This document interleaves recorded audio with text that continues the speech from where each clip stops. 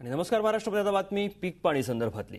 अहमदनगर जिल्ह्यात सुरुवातीला पावसाने हजेरी लावली। अल्प पावसावर शेतकऱ्यांनी पेरण्याही केल्या, मात्र पावसाने पाठ फिरवल्यामुळे अल्प पावसावर केलेल्या पेरण्या धोक्यात आल्या आहेत।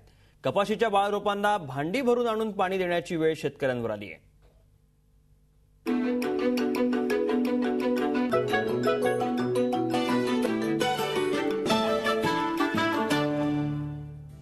दुष्काळाच्या खाईत लोटलेल्या नगर जिल्ह्याला सुरुवातीच्या मोसमात पावसानं दमदार हजेरी लावून दिलासा दिला।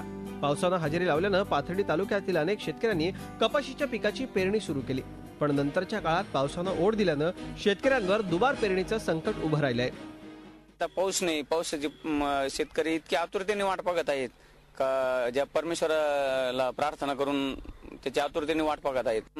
नाही तर त्यांना पाणी घालायचं काम आहे आणि पाणी घालून ती येईनच का नाही हे पण सांगता येत नाही। दुष्काळानं आपलं रौद्र रूप दाखवायला सुरुवात केल्यानं या भागातल्या कपाशीच्या उत्पादकांना दुर्दैवाचे दशावतार पाहावे लागतात। अल्प पावसावर वाढलेल्या कपाशी, बाजरी या रोपांना भांड्यानं पाणी देण्याची वेळ शेतकऱ्यांवर आली आहे। पाथर्डी तालुक्यात अशी कसरत सुरू आहे। विहिरीत पाझरलेलं पाणी पोहऱ्यानं उपसून भांड भरलं की अर्धा किलोमीटरची पायपीट करत शेतात जाऊन कपाशीच्या रोपांना पाणी दिलं जात आहे। मला पाऊस आला आणि थोडीशी भुसभुस आली आणि परत चांगला जोराने आला, परत हे ना पाऊसच नाही आला। आम्ही पेरणी केली, पेरणी केल्याच्या नंतर पाऊस आलाच नाही आणि आता ही दुष्काळ परत पडला। आम्ही हंड्याने पाणी वाहतो आणि जमिनीला घालितो।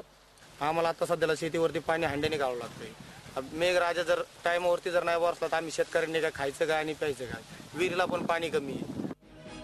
अगदी लहान मुलांना जपावं तसं रोपांना बाळसं मिळवण्यासाठी शेतकरी अहोरात्र कष्ट घेत आहेत। श्रावण सुरू झालाय, मात्र अहमदनगर जिल्ह्यातल्या तालुका विभागातला उन्हाळा अजूनही संपलेलाच नाही।